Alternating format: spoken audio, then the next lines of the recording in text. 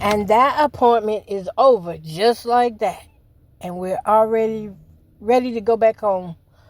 Hey y'all, welcome to Lovely J Podcast. This is Coco Belton. And your girl is out of the doctor office. Just finished eating me some Bojangles. I knew I was going to need something to eat. I did the Bojangles. Hey, you know what? I did 2 hard-boiled eggs this morning. And my sugar tested at 100. Yes, at 100. That's good. I remember in the morning times it used to be like 143. But it only tested 100. So, hey, I got to keep up the good work. But however, I just come on here and got me a steak, egg, and cheese biscuit at Bojangles. And going to pick up these groceries now. And then I'm going back home. But let me tell you how my doctor's appointment went. I'm so sleepy right now. See, this is how I am. I get so hyped up. This is why I don't be dating like that. Because by the time my date get to me, I'm so hyped up. I don't know how to explain it to people. But anyway, when I know I got to do something, I get hyped up about it. And it's not anxiety. It's just I get hyper. Because I just like doing things. Just doing things for myself, doing things for others. So, I was hyped up about today. And so hyped up to the point where like it'd be hard to sleep. And then when I get where I'm going, then I'm tired. So I was sitting in that doctor's office. By the time he came in there, I didn't close my eyes. I was getting a good sleep on. I was. But unfortunately, that's a sign of my CPAP machine is not working properly. Also, for me to be getting that, how tired I was. Because I have noticed that the last couple of months, my sleep has been crappy. And it's because I need a new CPAP machine. However, up here in our area where I'm at, they can't get me in until March. Come to think about it, that might be the March appointment I keep talking about. Yeah. So they can't get me in until March. And meanwhile, I got to put up with this sleep apnea machine, not putting out its best and waking up all times of night. I know I'll be waking up about like 3-4 times during the night. And I just go ahead and look at the phone so that my brain will know, hey, you did something, now go back to sleep.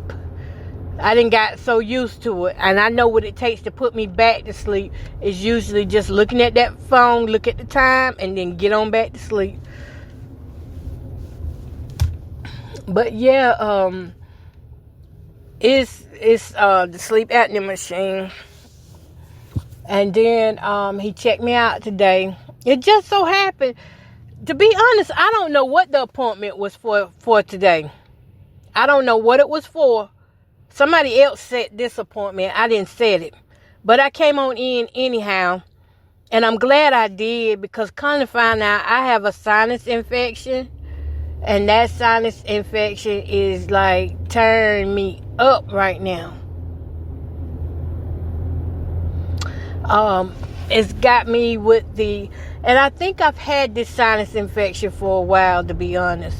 So he gave me some antibiotics and he gave me a multivitamin too.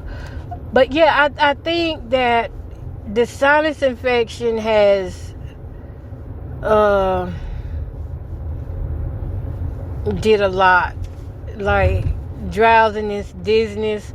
Because if y'all remember last month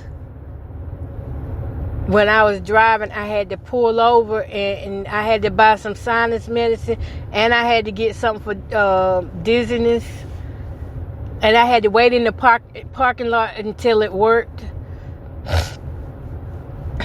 Yeah, I had to wait. And that's how it kind of is right now. That's why I'm getting on in. Because I feel it in my ears, like moving back and forth. I feel like it's fluid in my ears. That's what it feels like. And I do have a little ringing and things. So he said that's probably what the ringing is coming from. the sinus infection. And I think I've had it a while though. Other than that, my appointment went okay. I'm not complaining about nothing. I think they said next month I'll come in and do lab work, because I didn't do no lab work today. That's why I didn't understand who made this appointment, because this maybe it was a follow-up appointment or something, but it wasn't nothing that I did. Because y'all know me, I be trying to stay away from the doctors till it's time to do lab. But y'all know what? Oh man, I think I forgot to add trash bags to my order. Dang. And I gotta do it, because maybe I'll come back out later and buy some. I gotta have some. Oh, I forgot to add it. And 11 o'clock was the last time that I could add anything else on there. I'm going to just go sit in the Walmart parking lot and wait till they text me and say your order is ready. Hopefully it'll be soon.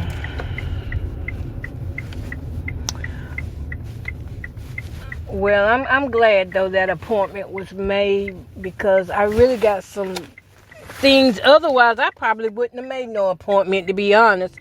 Because, like I said, I don't be trying to come up here like that. But y'all know when I was talking about you got to get back to the things of love.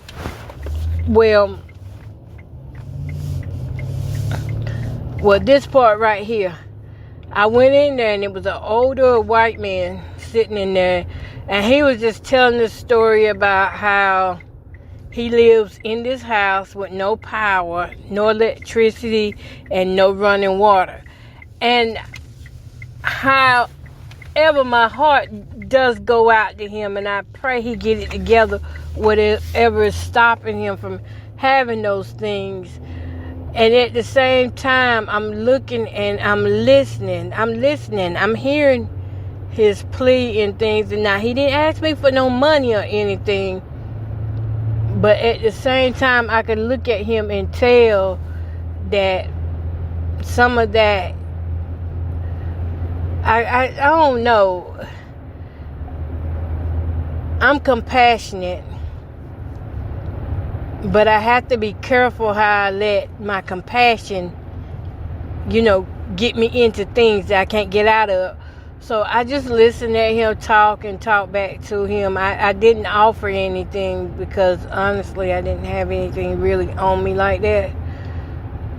But I feel sorry when people are put into those positions. And sometimes people, it ain't nothing that they've done wrong, and they get put in those positions. And then we have people who get put in those positions because of their decisions, their choices. They choose to get what they want instead of what they need. Now, I don't know what his case was. I'm just saying out here that we have different types of people. And it really, as he was telling his story about how the things he don't have, I washed my hair the other day. And I almost cried. Because, and my hair really needed washing. It really needed washing, because I felt like it was part of my sinus issues. My hair was dirty. And I don't have hot water at my house. None. Absolutely no hot water. Like, I won't get hot water again until the end of May. That's usually when the ground heats up and then my water heat up. But I don't have like a hot water heater or anything. I'm going to try to look into getting something though. Because when I wash my hair in that cold water, y'all, I almost cried. It felt like it was so cold. It felt like my head was on fire. That's how cold that water was. And I could feel like a freezer burn through my brain, like to my head, like it was going through it. I've been cold before, but I ain't never experienced no cold like that directly to the head.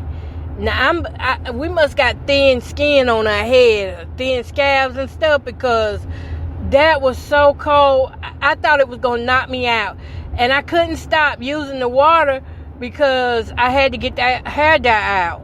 But next time, I'ma just make sure that I fill up some jugs, maybe about 3-4 jugs of water, set it in front of the stove, and let it warm up, and use that to rinse my hair out with, because that was so cold, y'all.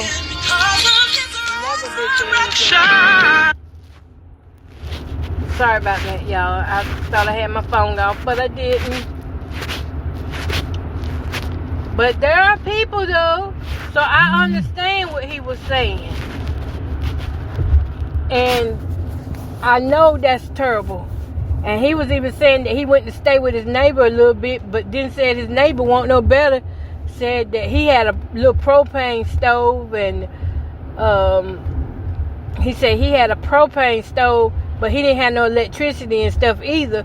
But that's how they eat and stay warm a little bit, is through the propane stove. And he was like, I wish we had one of them wood stoves. That way we could at least, cook on the wood stove and have heat. And I was like, I know what you mean. But, I really have been down through situations where I know what that's like for people. And I don't wish that on nobody. But I hope and pray that man gets what he needs to make it through, to just have a nice home. And I pray he get the right mindset for a home. Not just to have a home, but to have the right mindset to want a home. Because there's a lot of people out here, the only way they want a home is if you give it to them. They don't want to pay for nothing. And I mean, they have income, have nice income, have more income than, a lot of people do. But still, they don't want to pay for. I'm going to just park right on out here until them people, till they say my order ready.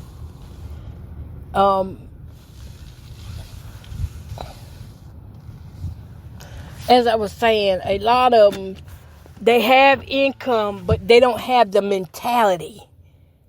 They have the mentality to beg and buy what they want to buy, but they don't have the mentality for their needs.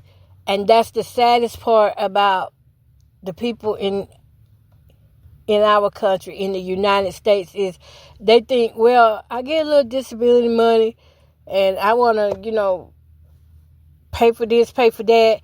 But a lot of them won't take the money and pay for the needs. Like, I don't know. I think it's in how they have trained themselves to believe that the only way I'm taken care of is if someone else is doing it. And I don't think they realize that the money that we get from Social Security, it is for our needs. That's the first thing I take care of, is needs over wants. Because when you're on a fixed income, once that income is gone, or you miss a payment on something, or something don't come out right, it just messes up the whole flow of everything. And I've been there, and I've messed up the flow so many times. And it wasn't because I didn't know I was responsible for the bills. It's because I was spending my money on the drugs back then. Some of it now, not all of it. When I was working in things, I, used to take my money and just buy my wants, like clothes and things. But I would pay for my home and things. But a few times I got too off track. I was in foreclosure before, so I know what that means. I was in foreclosure. I filed bankruptcy.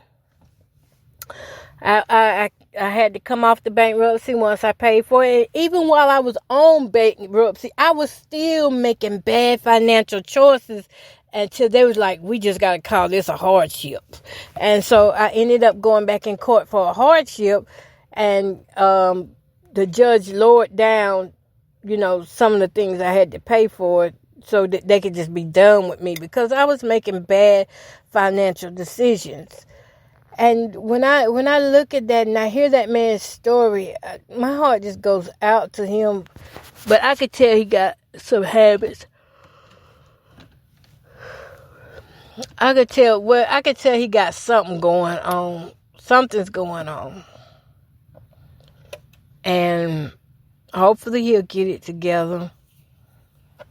I know right now, families that are displaced, a lot of them are displaced too because they don't want to help each other. And that becomes a problem. You got families that got space that won't let other ones stay with them. And then the families that do offer them a place to stay, they won't stay because they're like, no, I want to do what I want to do. I want to have things my way. And then you got family members that are so bougie in the mind. The mindset is so bougie. They're like, nah, I don't want that. That's too little. The only way they want something is if it's big and grand and makes them look like they rich, like they're a millionaire. But they won't take a small little help or something. Most people now are living in tiny houses, and some are even having to stay in barns and things, but they be hooking them up. We're learning now that even the rich people are having to go back. Some of them that were rich are having to go back to living in smaller houses and things. Because they learning that, ooh, I forgot to get the smell out. I thought they take the smell. Oh, just not seeing some mail, y'all. But they're learning that they were living beyond their means too.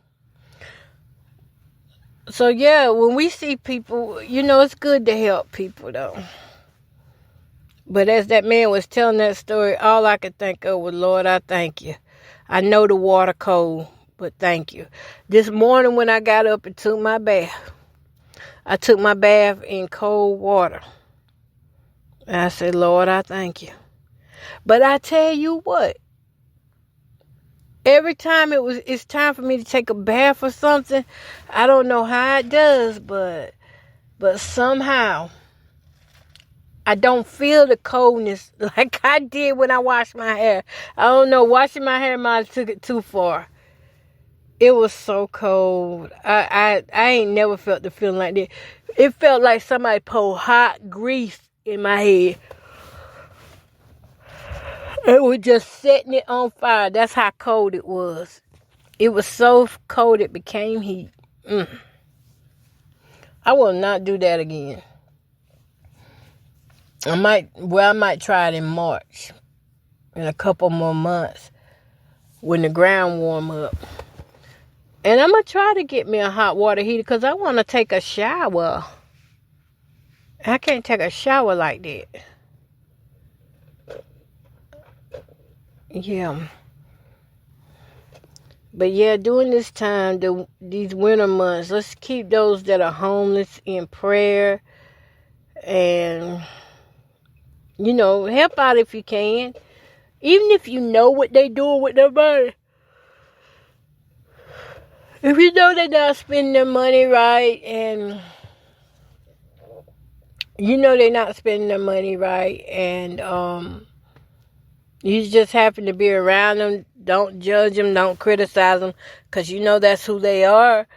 But, just give them something that maybe they can use to help them during this time that hopefully they won't sail upon. Like those who are real cold, those emergency camping blankets. Oh my goodness. I meant to get me one. But those emergency camping blankets, they really do work. They will keep you warm. You can get hand warmers and hand them out to them. just different things. Cause we never know. You might be doing good today, but you don't know what tomorrow holds. And that's why you gotta treat people right. You gotta treat them right.